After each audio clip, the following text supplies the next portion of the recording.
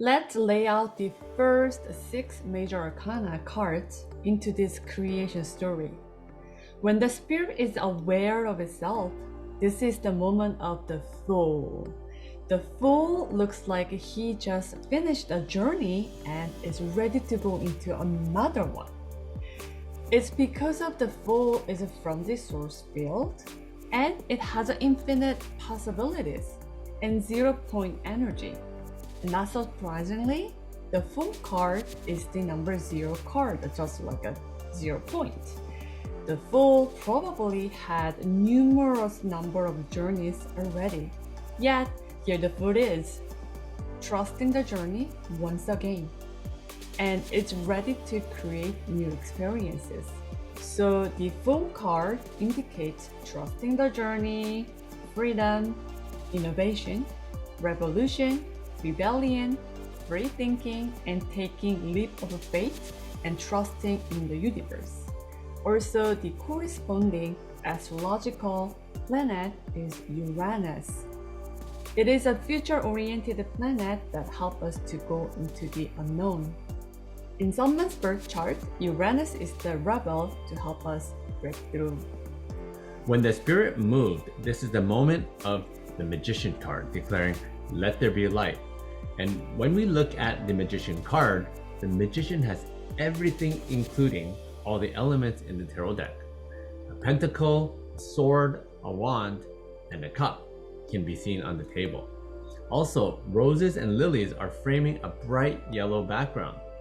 He is onto something. One of his hands is pointing up and is drawing the energy from the zero field, and it's pointing it down into the reality that the Fool is ready to embark on.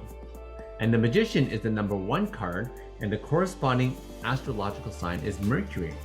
And in my opinion, Mercury is the most important factor that you should look at in the astrological birth chart, since Mercury governs our thoughts and our style of communication. The Magician is divine masculine energy, and in fact, Mercury has both the male and female energy in astrology.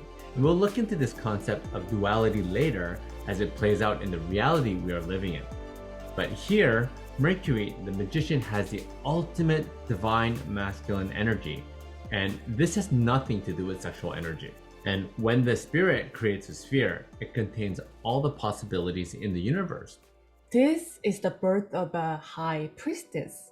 So she sits in between two pillars, referring to Boaz and Jachin. She also holds the Book of Torah, which is the law of the universe. She is the most feminine energy of all. Again, it has nothing to do with the sexual energy. Her corresponding card is a number 2 in the major arcana.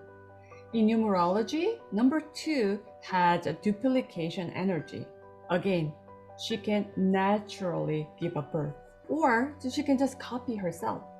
Also, since she has all the potential within, we call her the prima materia, or Sophia, or the divine mother. The corresponding planet in astrology is the moon. This is the highest expression of the moon, and it's different than the number 18 card, the moon, in the major arcana. We will talk about these differences and also in depth later. The next step in the creation is experience in the 3D physical form. In fact, the Fool and the Magician and the High Priestess are the cosmic energies. They are vibrations and they don't really have a female or male organs like human. They don't even have a physical body. So they are simply pure energy. So Spirit decided to duplicate herself in 3-dimensional form so that she can experience the physical manifestation of the divine. And this is the moment of birth of the Empress. So she has all the qualities from the High Priestess, but she is the Earth Mama, like Mother Gaia we're living in. In comparison, the High Priestess is the Divine Mother.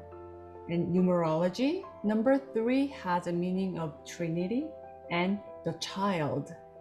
So she represents the child version of the divine masculine and divine feminine. She wears the crown of a 12 star that emphasizes 12 zodiac signs that rules in 3D. In nature surrounding her is emphasizing that she is the Gaia. Then she gave birth to her counterpart, the Emperor, to help rule the Earth Kingdom. And the Emperor represents the number 4 card, and this is the first sign in the zodiac, Aries. Lots of people think Venus's partner is Mars, and we even have a saying that men are from Mars and women are from Venus. But take a look for a moment and think about it. If Venus and Mars are meant to be a couple, then why do we always fight or have a different language? But now we have the Empress and the Emperor, and this is the sign that shows us that this reality is ruled by duality. In this world of duality, we need law, and this is the birth of the number 5 card, the Hierophant. The word Hierophant comes from hierarchy and represents hardship in numerology. The corresponding astrological sign is Taurus. It governs the second house of earned income, inherited values, resources, the hierarchy system, etc. So this law is based on duality, and in comparison to the higher realms like the source field, the law of one applies, where the Fool, the Magician, and the High Priestess comes from, the one and oneness. So here on Earth, we have a duality, and when we have a duality, there's a middle always exists. So the midpoint comes as a child, and this is the moment of a birth of the number 6 card, the Lovers. This is the first card that had both male and female, minerals and elements, and animals all together, and we even have angels above. It's an indication that those are the child of the Mother Gaia and the 12 zodiac signs in the solar system we're living in. In numerology, number 6 represents harmony. The Lovers governs Gemini in astrology and 3rd house of early childhood education, communication, local neighborhood, and siblings. All together, we can see the first quadrant of the zodiac wheel forming from Aries to Gemini. From here, the story will continue to fill out the entire astrological system perfectly. 10 planets and 12 zodiac signs fit into the 22 major arcana. The bottom of the chart is the most important part as it's the foundation for both astrology and tarot. This is the number 0 card, the Fool, to the number 10 card, the Wheel of Fortune. And this is the area of personal development and where we learn about ourselves. This is essential in order to lock all the mysteries of life.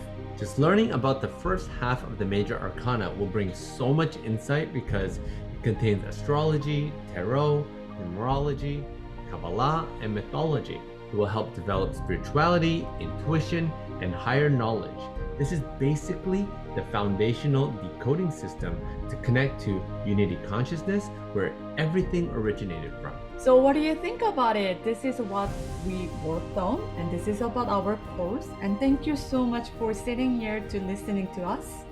If you have any questions, feel free to reach out. And we'd be happy to discuss any questions that you have.